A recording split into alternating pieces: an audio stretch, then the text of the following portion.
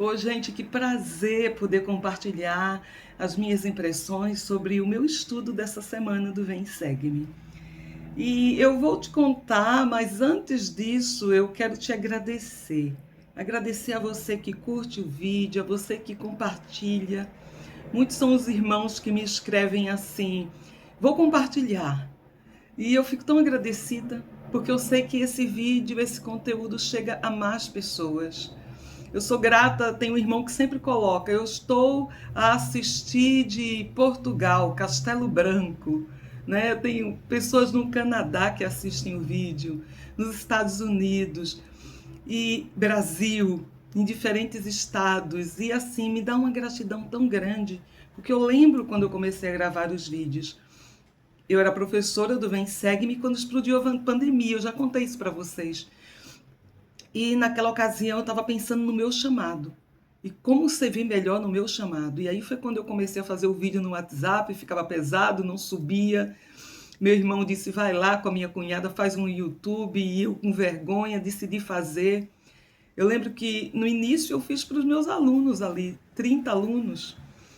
Não mais que isso. Naquele período em que a gente não podia se reunir fisicamente com igreja, né? E tão difícil que foi. E eu lembro dos meus primeiros vídeos. Gente, eu lembro que eu recebia dicas assim. Um membro da minha ala falou: olha, não grava na vertical, grava na horizontal, que fica melhor a posição do celular.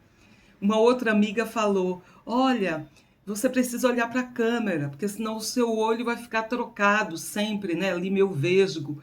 Eu fui aprendendo. E tô aprendendo ainda, e tô aprendendo. Mas assim, quanta gratidão pelas dicas, por saber que o Senhor nos qualifica, Ele vai nos dando habilidades, Ele vai nos tornando melhores à medida que a gente pratica, à medida que a gente exercita. E eu lembro que quando eu cheguei mais ou menos nos 600, 700 inscritos, o meu irmão disse assim: olha, você já tem uma estaca. E eu achei tão interessante essa comparação. Você já tem uma estaca. Hoje eu queria dizer para ele que eu tenho mais que uma estaca, porque nós já temos mais de 1.200 inscritos aqui no canal. E, gente, quanta gratidão por vocês que me assistem, né? Eu sei que o meu vídeo, ele não passa por edições, ele acaba... eu acabo compartilhando aquilo que vem na minha mente, as minhas impressões, os meus sentimentos. Tanto que eu vou contar um segredo para vocês: eu não assisto os meus vídeos depois que eu gravo. Porque se eu assistir por experiência própria, o que é que eu faço? Eu deleto e quero gravar outro. Aí eu assisto, deleto e quero gravar outro, porque eu vou achar sempre que não tá bom. Então eu disparo e não penso muito. Então de vez em quando vai uma pronúncia errada de uma palavra, me confundo em algo, mas tudo bem, faz parte desse processo.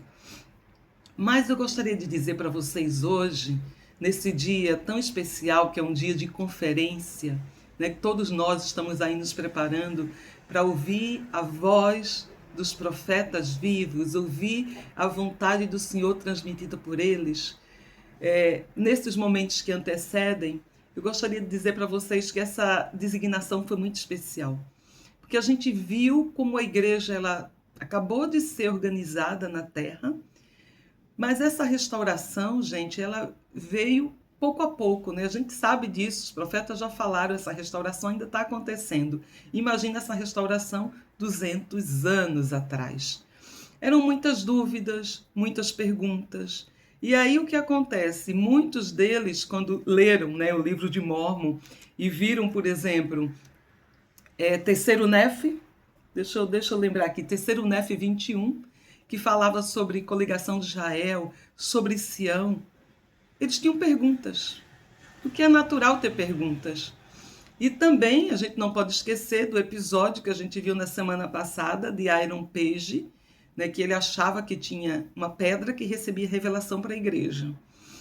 E aí muitas dessas revelações que ele dizia ter recebido para a igreja eram relacionadas exatamente a essa coligação de Israel, a Sião, ao plano de salvação, né? Até que Joseph esclareceu que não, né? Que o Senhor disse que só ele, como profeta, podia ter revelação para a igreja. Mas como as pessoas tinham perguntas, a gente vê que nós temos a seção 29 de Doutrina e Convênios. E é muito interessante porque é natural ter perguntas. Joseph, né, começou essa grande restauração com uma pergunta. Não vai ser diferente conosco. Mas aí a gente precisa ter um coração sincero em perguntar realmente, Senhor. E nessa sessão Doutrina e Convênios 29, é exatamente a resposta para essas perguntas, para essas dúvidas, para esse querer saber mais que esses membros tinham. E ainda mais no início, quando eles tinham muito pouco sobre a igreja. Eles tinham o quê? Eles tinham o livro de Mórmon, eles tinham Joseph aí fazendo uma tradução inspirada da Bíblia, né? Eles tinham as revelações que iam sendo dadas gradativamente, mas eles não tinham, por exemplo, a biblioteca do Evangelho, não tinham toda a tecnologia, livros e livros escritos por profetas, apóstolos, não. Então, esse início eram muitas perguntas. Hoje a gente tem muita literatura, hoje a gente tem muita fonte confiável para tirar nossas dúvidas, para esclarecer aquilo que nós queremos, mas nessa época não. Aí uma das coisas que o Senhor falou para eles aqui em Doutrina e Convênios 29, no versículo 6, como está escrito: tudo que pedirdes com fé, estando unidos em oração, de acordo com minhas ordens, recebereis. Então o Senhor responde às nossas orações. Se estivermos ali, com fé, né, unidos com essa fé, o Senhor vai nos responder. Então, por isso que é tão importante eu ter um testemunho daquilo que eu quero saber, das minhas dúvidas, das minhas angústias. Se tem alguma coisa que está ali me impactando, eu preciso adquirir um testemunho, vamos perguntar a Deus. Vamos colocar em prática aquele princípio. Às vezes a minha dúvida pode ser sobre o dízimo, mas aí a gente vai em João 7,17, faça e depois saberá. A gente aplica, né? E aí a gente observa as coisas que vão acontecer na nossa vida, a gente deposita a nossa fé no Senhor, até adquirirmos esse testemunho. A gente só vai adquirir um testemunho à medida que a gente pratica, à medida que a gente ora, à medida que a gente busca as respostas em fontes confiáveis. E, gente, essa sessão é maravilhosa porque ela nos dá uma explanação geral sobre o plano de salvação. Ela vai falar sobre tudo, né? Sobre a nossa existência pré-mortal, sobre a queda de Adão. Ela vai dar uma clareza sobre a expiação do nosso Senhor Jesus Cristo. Ele vai falar sobre o nosso arbítrio, sobre a liberdade de escolha, né? Sobre o julgamento final, sobre as coisas que aconteceriam nos últimos dias, sobre a coligação de Israel. Inclusive, em 3º Nefe 21 falava disso, né? Sobre a Israel dispersa. E a gente sabe, está lá desde o Velho Testamento, quando as tribos foram dispersas, né? Quando foram levadas cativas, quando foram espalhadas, e de como o Senhor prometeu que nos últimos dias haveria reunião dessas tribos, haveria a coligação de Israel. Coligar significa reunir. E essa reunião está acontecendo e nós somos parte disso.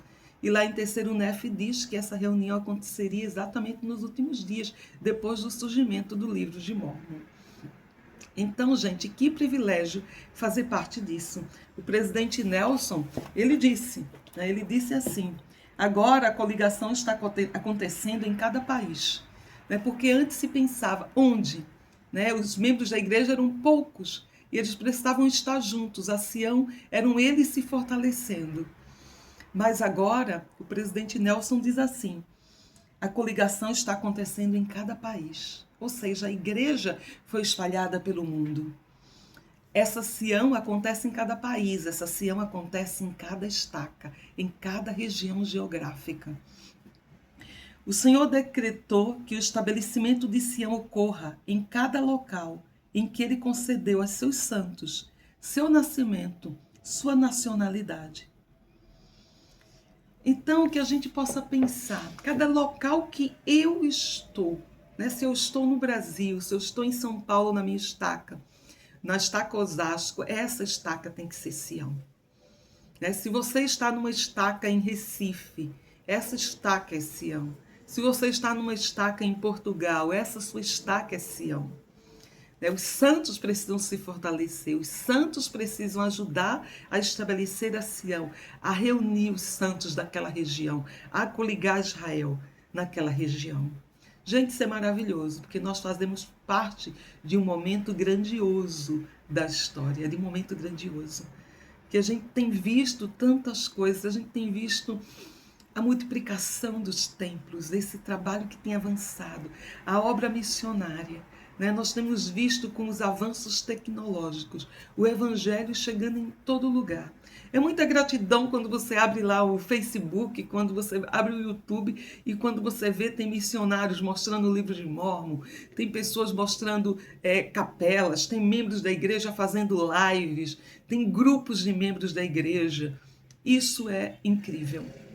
Lelder Christofferson, ele deu um discurso, né, sobre a doutrina da inclusão. E o que é a doutrina da inclusão, gente? É Cristo. Porque Cristo, ele incluiu todo mundo. Ele expiou pelos pecados de todos, todos. Então, para ele não tem negro, não tem branco, né? Não tem classe social. Ele mostrou isso, né? Não tem deficiente físico, todos somos iguais. Então, Cristo, ele ensinou a doutrina da inclusão. E é isso que nós fazemos. Então, ao coligar Israel, nós ajudamos nessa doutrina da inclusão, né, que virou tanta moda no mundo hoje, mas a gente tem um Salvador, que é a resposta para todas as coisas, desde o princípio, né, desde antes da criação dessa terra, da fundação desse mundo. Gente, isso é algo que é muito, muito especial, né? Saber que a gente faz parte disso. Quando a gente lê em Doutrina e Convênios 29, a primeira coisa que a gente vê é um verbo que está lá no imperativo, é uma ordem. Dai ouvidos à voz de Jesus Cristo, vosso Redentor, o grande eu sou, cujo braço de misericórdia expiou vossos pecados. Então, olha só, é o próprio Salvador Jesus Cristo. E ele está dizendo, dai ouvidos à minha voz. Dai ouvidos. Né? Porque tudo o que Cristo falou é o que nós precisamos fazer e aplicar para termos a nossa salvação eterna, a nossa exaltação. Então ele diz assim, cujo braço de misericórdia expiou vossos pecados. Eu fico pensando no braço de misericórdia. Nessa misericórdia, imagina você ser envolvido pelos braços do Salvador. Todo o amor que ele tem. E ele expiou por nossos pecados. Expiação significa cobrir. Ele cobriu nossos pecados. Ele fez aquilo que nós não conseguiríamos sozinhos. E aí ele diz que ajuntará seu povo, assim como a galinha junta sob as asas seus pintinhos. Essa imagem de uma galinha ali, né? Tendo os seus pintinhos sob as asas. É uma imagem que me transmite tanto amor, porque é a imagem da mãe, né? A galinha como se fosse essa mãe que tem muitos pintinhos e ama a todos e junta todos ali no seu ninho, sob as suas asas, asas de amor, asas de proteção, asas de cuidado, né? E o Cristo sendo comparado com essa galinha, né? Que junta esses pintinhos com essa mãe que tem tanto amor que não quer perder nenhum, que não quer deixar nenhum de fora. Gente, nós não podemos esquecer do amor que o Salvador tem por cada um de nós. Ele nos ama muito, independente, né, das nossas falhas, das nossas faltas. Ele nos ama e ele nos abraça, né? Ele nos envolve em seus braços. Essa imagem também nos remete literalmente à coligação de Israel. Essa coligação que é um ato de amor, é um ato de reunião, onde todos nós seremos reunidos sob as suas asas, sobre as asas da expiação, sob as asas do seu amor, da misericórdia. Então que a gente possa entender esse plano, como ele é glorioso e como ele nos inclui me inclui, te inclui você, inclui todos nós. E aí ele continua dizendo: e eis que em verdade vos digo, que neste momento vossos pecados são perdoados, e por isso recebeis essas coisas. Mas lembrai-vos de não pecar, não mais pecar, para que não sobrevenham os perigos. A importância da gente buscar a santificação, de buscar não pecar.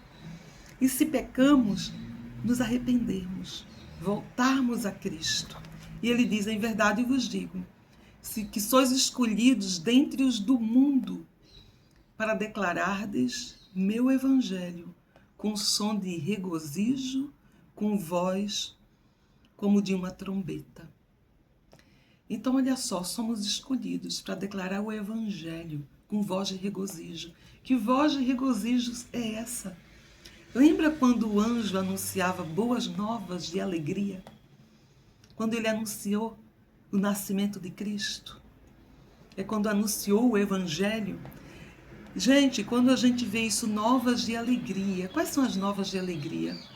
Cristo. Cristo morreu, Cristo ressuscitou, Cristo expiou por meus pecados. Essas são as novas de alegria. É em Cristo que se centra o evangelho. Rejubilai-vos e alegrai-vos, porque estou no meio de vós e sou vosso advogado junto ao Pai, e é de seu agrado dar-vos o reino. Que linda essa escritura! Ele diz para a gente se alegrar, porque Ele, Cristo, é o nosso advogado. Gente, graças a Cristo, se não fosse Cristo, tudo estaria perdido. Não haveria redenção, não haveria expiação. Ele não ia advogar as nossas causas, Ele não ia nos defender. Ele está fazendo tudo isso do lado do Pai. E Ele diz que é de seu agrado, é do agrado do Pai, do nosso Pai Celestial, dá-vos o reino. Então o Pai Celestial está ansioso para que a gente volte para casa, para que Ele possa dar as nossas bênçãos prometidas e merecidas, dar o seu reino. Mas esse reino vai ser dado àqueles que forem fiéis, àqueles que guardarem convênios.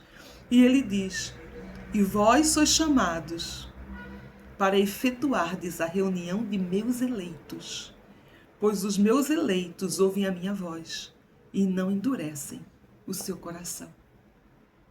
Eu fiquei muito, muito emocionada quando eu li, porque nós somos chamados.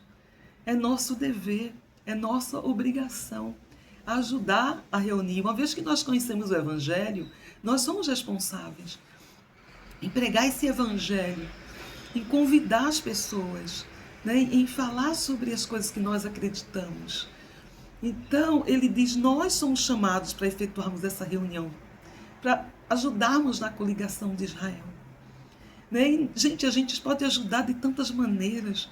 Às vezes compartilhando um post e dizendo, olha, gratidão por ir à igreja hoje. Ou às vezes a gente vai lá e compartilha uma foto com amigos em uma atividade da Sociedade de Socorro.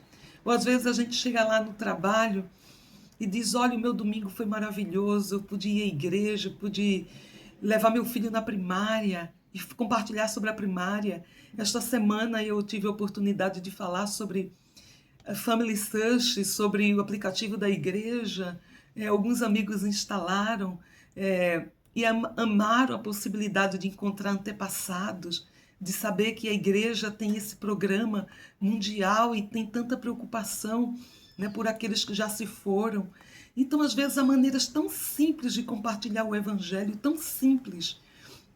Essa semana, um amigo de trabalho que está com problemas de saúde, ele tem quase 75 anos de idade, e aí ele disse assim para mim, eu sei que eu já estou quase do outro lado e morreu, acabou tudo. E eu disse, que é isso? Morreu e a vida só começou. E eu comecei a falar com ele, eu acho que eu estava com tanto entusiasmo, que teve uma hora que ele olhou e disse, como é que você pode saber disso? Você foi do outro lado? E eu olhei para ele ali naquele momento e eu disse, eu sei disso porque eu acredito em Cristo. E foi isso que Cristo veio fazer, Ele veio nos proporcionar essa oportunidade de vivermos. Ele venceu a morte. Eu acredito nele, eu acredito nos relatos de tantas pessoas que tiveram experiências quase morte e voltaram e contaram. Eu acredito nas escrituras e eu comecei a compartilhar com ele as coisas que eu acreditava. E eu sei que naquele momento, por alguns minutos, ele teve esperança. E eu disse para ele, vai ser muito melhor do outro lado. Gente, a gente pode dar tanta esperança às pessoas quando a gente compartilha o Evangelho, quando a gente fala de Cristo. Quando a gente compartilha, às vezes, de maneira simples, quando a gente diz, vai lá na igreja, vai ter um evento, uma conferência. Eu lembro que na conferência passada eu compartilhei com várias pessoas o link da conferência. E uma das pessoas que eu compartilhei, que foi uma professora minha na universidade, e ela me mandou um depoimento muito emocionado sobre a conferência. E eu vou compartilhar de novo o link com ela, e eu sei que ela vai assistir. Então, que nós façamos a nossa parte, porque nós fomos convidados para poder fazer isso, nós somos chamados para efetuar a reunião dos eleitos. E ele diz, né, que essa reunião vai acontecer. Então a gente já viu que essa reunião vai acontecer, que essa Sião está sendo organizada em cada estaca e nós fazemos parte disso. E é interessante porque também tem as profecias sobre a volta de Cristo, porque ele diz assim, porque a hora está próxima e logo vem o dia em que a terra estará madura. Gente, eu não tenho dúvida que essa terra está ficando madura. Basta a gente ver os noticiários. Eu tenho visto tantas notícias que às vezes eu penso, não, eu preciso, sabe, mudar o foco, porque às vezes você clica numa notícia ruim, aí o algoritmo vai lá e diz, ela gostou de ver essa notícia, eu vou te mandar outra. Então, o que é que acontece? Na minha telinha fica aparecendo feminicídio, né, de homens matando mulheres, ficam aparecendo adolescente que mata padrasto porque pediu para arrumar a cama, ajudar nas tarefas de casa, o jovem que foi questionado pelo horário que chegou em casa e mata a mãe, né, ladrões que, sabe, que se fingem de compradores e vão lá e mata a pessoa que está vendendo videogame. Ou seja, são tantas as atrocidades. Eu acho que vocês têm acompanhado isso. São tantos os crimes assim hediondos e por nada. Né? Isso é pai que mata filho, é filho matando pai. Estava lá escrito, está nas profecias. É a corrupção no mundo. E quando a gente olha isso, é os homens cada vez mais gananciosos. Quando a gente olha isso, a gente diz, gente, a terra está madura. E aí me veio à mente a imagem, né, que todos nós já tivemos oportunidade de repente ir para um sítio, às vezes até você tem uma plantação em casa. O meu cunhado Brás, ele ama plantar. Então, na casa dele tem as mangueiras, né, pé de manga. E quando eu vou para Recife, gente, que maravilha, porque eu vejo aquelas mangas no chão, assim, maduras.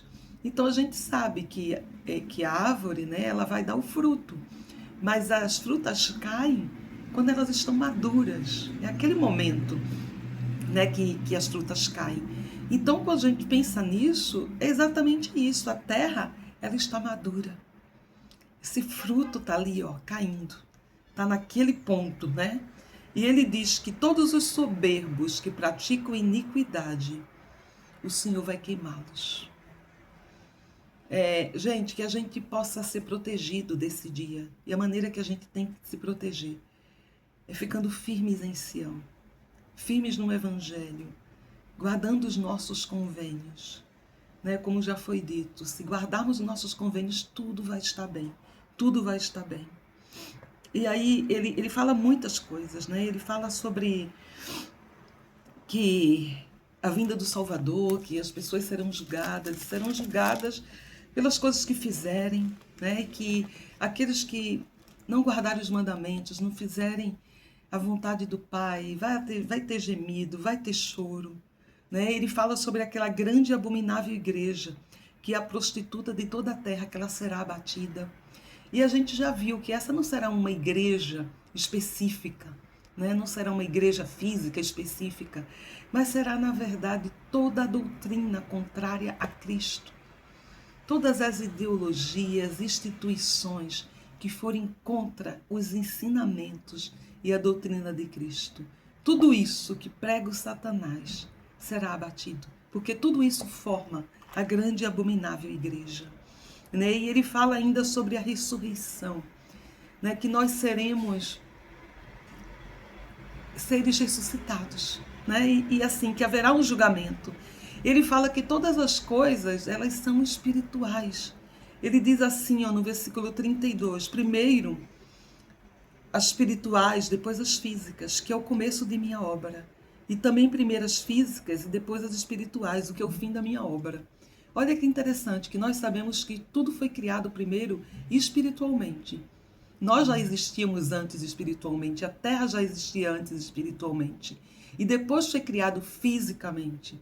E nós estamos aqui criados fisicamente e depois vamos ser espirituais novamente. Então ele diz, primeiro as físicas, depois as espirituais, que é o fim da minha obra.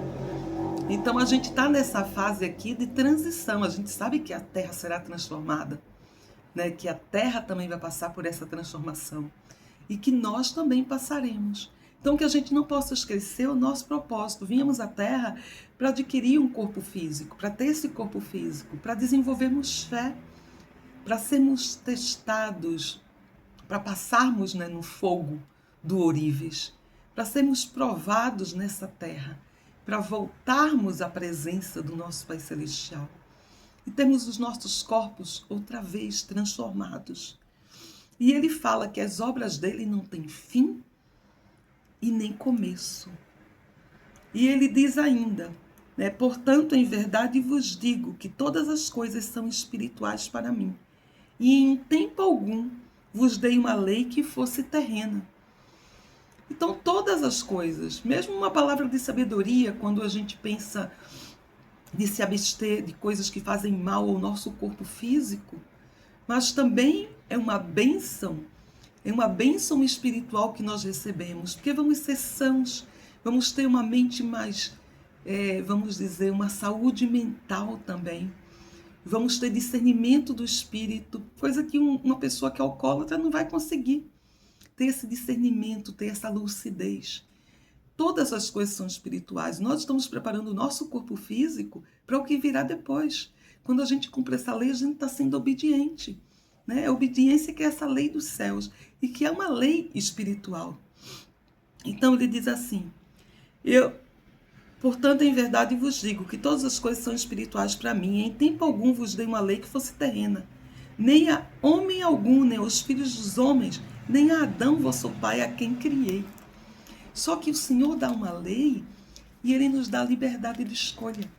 Essa liberdade que foi instituída desde aquele conselho nos céus, desde quando nós nos reunimos e votamos no nosso Salvador Jesus Cristo. E ele diz, porque meus mandamentos são espirituais.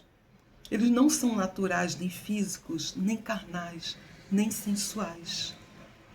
E ele diz assim, aconteceu que no dia que Adão, sendo tentado pelo diabo, eis que o diabo, antes de Adão, rebelou-se contra mim, dizendo, dá-me a tua honra, a qual é meu poder, e também uma terça parte das hostes do céu, ele afastou de mim, por causa do arbítrio que possuíam. Então a gente vê aqui claramente sobre essa guerra nos céus, que também é retratada em Apocalipse, né? Quando o diabo é lançado na terra, com uma terça parte desses espíritos que se rebelaram contra o plano que foi criado antes da criação desse mundo, e é especificado novamente aqui em Doutrina e Convênios, no versículo 37 do capítulo da seção 29, e eles foram lançados abaixo, e assim surgiram o diabo e seus anjos. E há um local para eles preparado desde o princípio. E este local é o inferno.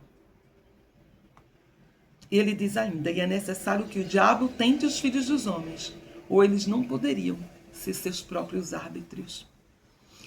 Porque se nunca tivessem o amargo, não poderiam conhecer o doce. Né? E aí ele fala sobre a queda de Adão, né? Sobre a necessidade dessa queda. E ele fala sobre aqueles que praticam obras de trevas, que amam mais as trevas do que a luz. Ele esclarece doutrinas básicas do Evangelho, como as criancinhas que são inocentes até a idade da razão, do conhecimento do bem e do mal, né? E que por isso elas não precisam do batismo. Gente, a gente tem profetas vivos e as revelações são tão importantes para esclarecer doutrinas que muitas vezes foram perdidas, que foram retiradas por homens mal intencionados. E a gente tem a oportunidade de ter essas revelações com essas doutrinas tão claras para a gente, como o batismo de criancinha. Eu sempre digo isso quando eu estudei Piaget na universidade, e ele falava exatamente sobre a idade da razão e que uma criança poderia somente ser responsabilizada a partir dos 8 anos de idade. Então a gente está falando sobre um cientista, sobre um estudioso, sobre uma pessoa que é conceituada no mundo acadêmico, no mundo secular. Nós todos temos profetas vivos muito antes de Piaget, dizendo que as crianças só têm a idade da razão a partir dos 8 anos de idade. E nós temos isso através de revelação moderna. Sou imensamente grata por esse evangelho, grata por essas verdades que tocam o nosso coração. Grata porque nós ouvimos essa voz, porque nessa vida nós caminhamos por fé. Se nós soubéssemos tudo, a resposta de tudo, seria muito fácil. Mas nós caminhamos por fé e nós exercitamos a nossa fé. E à medida que a gente exercita a nossa fé, a gente se conecta mais com nosso Pai Celestial, com o nosso Salvador Jesus Cristo, nós entendemos mais a nossa dependência dele, nós entendemos mais o nosso papel nessa terra, nós entendemos que viemos aqui para ser provados, testados e que estamos nos refinando, estamos aprendendo a ser deuses, estamos nos preparando para voltar para casa, para voltar para esse reino que ele nos prometeu. Eu desejo a todos uma ótima conferência com muitas inspirações. Estou muito ansiosa. Preparem um caderninho, preparem as perguntas, e que o Senhor responda. E acalme o seu coração, seja qual for a inquietação que estiver nele. Até a próxima!